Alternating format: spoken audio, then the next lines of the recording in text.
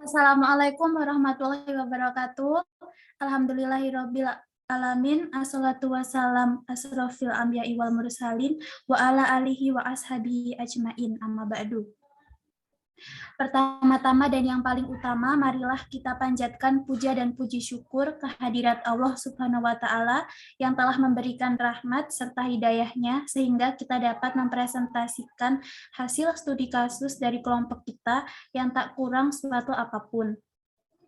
Salawat serta salam tak lupa kita haturkan kepada junjungan kita Nabi Agung Muhammad Shallallahu Alaihi Wasallam yang telah membawa agama Islam dari zaman jahiliyah sampai zaman yang terang benderang saat ini. Perkenankanlah kami untuk mempresentasikan hasil dari studi kasus yang telah kami buat yang berjudul Penilaian Pencemaran Logam Berat pada Sedimen Sungai Citarum Indonesia. Untuk anggotanya ada saya sendiri, Zahra Aulia, dan rekan-rekan saya ada Syahdina Aditama, Jennifer Trimarsuni, dan Isma Faika Kurota Ayun. Tujuan dari penulis untuk melakukan penelitian pencemaran logam berat pada sedimen Sungai Citarum Indonesia adalah untuk mengukur dan menilai variasi spasial unsur-unsur yang dipelajari tembaga Cu, krom Cr, nikel Ni, timbal Pb, dan kadmium Cd pada sedimen Sungai Citarum dan menentukan bioavailabilitas dan tingkat potensi resiko ekologi berdasarkan metode bioavailability factor BF dan risk assessment kode RAC. Lanjut. Sedimen merupakan komponen penting dari lingkungan air yang berperan sebagai penyerap polutan. Oleh karena itu, menyelidiki pencemaran dalam sedimen sangat penting.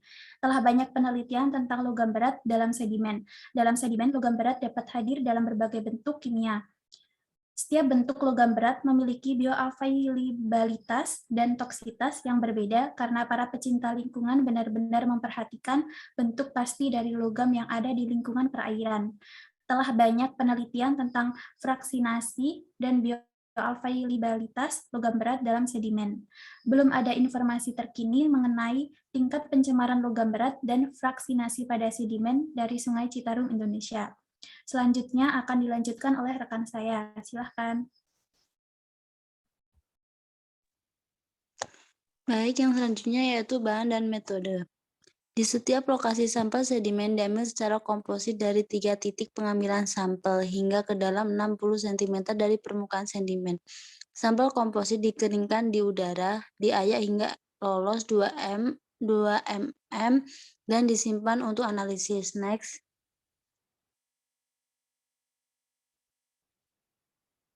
Yang selanjutnya yaitu analisis.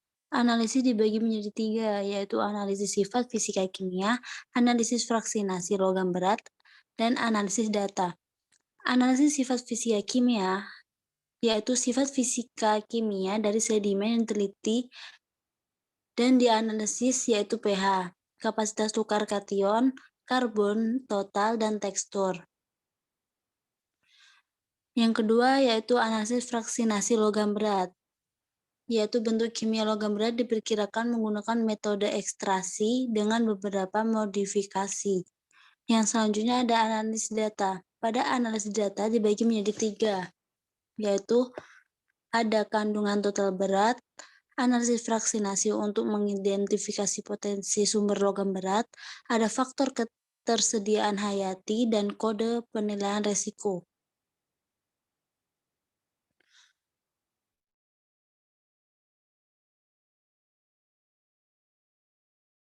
Kandungan total berat dihitung dengan jumlah total fraksi. Untuk menilai pencemaran lingkungan, kandungan total logam berat dibandingkan dengan pedoman kualitas sedimen air tawar untuk logam berat. Yang selanjutnya ada analisis fraksinasi untuk mengidentifikasi potensi sumber logam berat, yaitu fraksinasi logam berat ditunjukkan dalam persentase relatif. Fraksinasi digunakan untuk memperkirakan sumber logam sedimen yang disumbangkan oleh aktivitas antropogenik atau sumber geokimia. Dan yang selanjutnya yaitu faktor ketersediaan hayati, BF, dan kode penilaian resiko RAC.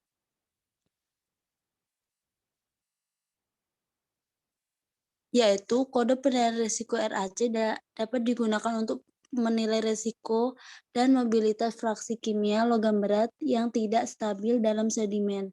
Dalam penelitian ini, kode penilaian risiko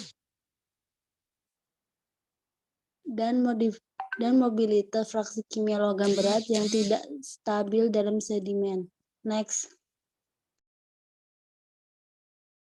Kemudian kita masuk pada hasil dan pembahasan, yaitu seperti yang kita lihat pada tabel pertama, yaitu sifat fisika kimia sedimen, seperti pH, KTK atau kapasitas tukar kation, total karbon atau CT, dan sifat tekstur. Sedimen yang dicirikan pH bervariasi dari agak asam hingga basa, yaitu 5,73 sampai 7,45 dengan nilai tertinggi di Jatiluhur. Distribusi keasaman atau pH di antara sedimen yang diteliti dipengaruhi oleh kandungan karbon total. Semua sedimen bervariasi dalam total karbon dari 5,04 gram per kilogram sampai 27,97 gram per kilogram. Cisanti, daerah hulu memiliki total karbon tertinggi. Lingkungan lahan basah dan riparian dicirikan oleh konsentrasi karbon organik yang tinggi dalam bentuk detritus hewan dan tumbuhan. Persentase tanah liat yang tinggi dalam analisis tekstur biasanya diamati di sebagian besar lokasi pengambilan sampel. Pola sebaran sifat fisika kimia sedimen merupakan hasil kombinasi dari masukan sedimen, proses pengendapan, dan kondisi hidrodinamika. Dalam penelitian ini, analisis sifat fisika kimia menunjukkan heterogenitas dari sedimen yang diteliti. Kemudian, pada tabel kedua ini bisa dilihat kandungan total logam berat pada sedimen Sungai Citarum menunjukkan kisaran yang berbeda antar elemen seperti yang ditunjukkan pada tabel ini. Kandungan total logam berat pada sedimen Sungai Citarum dibandingkan dengan pedoman kualitas sedimen air tawar untuk logam berat. Tembaga ditemukan dalam kandungan yang lebih tinggi di daerah hulu dan tengah, khususnya di Cisanti yang menggambarkan daerah Sungai Citarum yang tidak tercemar. Kandungan total Cu di Cisanti, Wangi Sagara, Koyot, Cisurung, dan Nanjung berada di atas ambang batas efek untuk sedimen air tawar. Namun demikian, total konsentrasi Cu di lokasi tersebut tidak melebihi nilai standar baku mutu toksikan dalam sedimen. Kandungan Cr, Ni, Pb, dan Cd pada sedimen Sungai Citarum tidak melebihi ambang batas yang diperbolehkan, yaitu tingkat efek ambang dan nilai pedoman baku toksikan dalam sedimen. Pegayaan logam berat di atas dan di atas nilai latar belakang masing-masing menunjukkan akumulasi mereka baik oleh sumber litogenik atau antropogenik. Sedimen dengan konsentrasi logam berat total yang tinggi mungkin relatif tidak berbahaya bagi organisme jika kondisinya sedemikian rupa sehingga desorpsi atau pelarutan logam dari sedimen dibatasi. Sebaliknya, sedimen dengan konsentrasi logam berat total yang lebih rendah dapat mempengaruhi organisme untuk sebagian besar jika kondisi sedimen optimal untuk pembubaran atau desorpsi. Next. Kemudian ini adalah persentase Cu, Cr, Ni, dan Cd pada setiap fraksi. Pb ditemukan dominan pada fraksi FeO kecuali di Tunggak Jati. Menunjukkan bahwa korelasi positif antara Pb dan Fe menunjukkan bahwa Fe oksihidroksida adalah fase hosting utama untuk fraksi non-residu Pb dalam sedimen. Logam berat dalam fraksi FeO adalah yang terikat pada hidroksida besi, transisi Schavenge Fe, dan logam berat dalam tanah, sedimen, dan limbah. Fraksi yang terikat secara organik menempati urutan kedua setelah fraksi FeO. Bahan organik tampaknya mengurangi ketersediaan Pb. Oksida FeMn dan bahan organik memiliki efek mengais logam berat, terutama Pb. Kadmium sebagian besar tersumbat oleh bahan organik. Bahan organik tanah mempengaruhi bioavailabilitas Cd. Meskipun tanah dengan bahan organik yang lebih tinggi memiliki kapasitas tukar kation yang lebih tinggi, logam berat mungkin ditranslokasikan sebagai kompleks logam organik. Logam berat yang berasosiasi dengan senyawa organik dapat bertahan lama di sedimen sampai dilepaskan oleh proses dekomposisi atau oksidator yang menyebabkan kompleksasi dan bioakumulasinya. Next.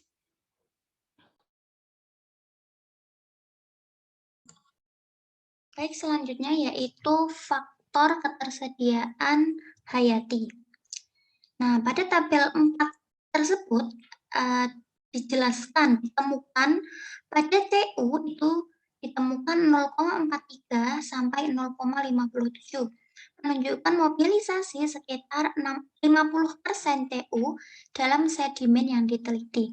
Kemudian pada mobilitas CR itu tercatat berkisar antara 0,16 sampai 0,47. Nah, ini mencerminkan bahwa bioavailabilitas CR itu lebih rendah. Nah, untuk bioavailabilitas NI itu bervariasi dari satu lokasi ke lokasi lain. NI pada sedimen hulu dan tengah itu mempunyai mobilitas yang rendah atau kurang dari 20%. Sedangkan lebih dari 40% NI itu berada dalam bentuk bioavailable di hilir Sungai Citarum. Nah, untuk nilai PB itu relatif lebih tinggi dibandingkan dengan CU, CR maupun NI di semua lokasi.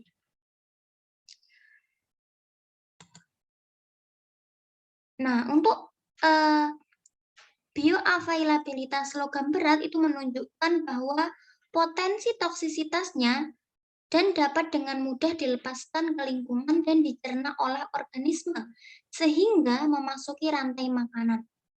Untuk TD itu paling tinggi di antara logam berat lainnya. Jadi secara umum hasil ini menggambarkan sekitar 100% CD itu ada dalam bentuk bioavailable dan menunjukkan potensi resiko bagi kehidupan akuatik. Selanjutnya yaitu kode penilaian resiko. Nah, pada tabel 5 ini menunjukkan bahwa CU itu dia tidak beresiko, yang berarti pelepasan CU ke dalam larutan tidak terdeteksi dan aman bagi lingkungan. CR di Wangi Sagara dan Jatiluhur itu menunjukkan resiko yang rendah. Sedangkan lokasi lain itu tidak beresiko terhadap RAC. Selanjutnya NI itu termasuk dalam kriteria tidak beresiko sampai beresiko rendah. Pada tingkat NI tidak menunjukkan adanya bahaya serius terhadap lingkungan. Selanjutnya pada PB itu tidak ada resiko sampai resiko rendah. Pada CD itu resiko rendah sampai sedang. Jadi kondisi tersebut menunjukkan bahwa PB dan CD itu cenderung berbahaya bagi lingkungan. Selanjutnya kesimpulan dari penelitian ini, itu analisis resiko PB dan CD dalam sedimen yang diteliti menunjukkan bahwa ada potensi resiko terhadap lingkungan. Selanjutnya, saya kembalikan kepada moderator, dipersilahkan. Baik teman-teman, itulah presentasi dari kami. Apabila ada kurang dan lebihnya dalam penyampaian, mohon dimaafkan. Wabillahi taufiq wal hidayah. Wassalamualaikum warahmatullahi wabarakatuh.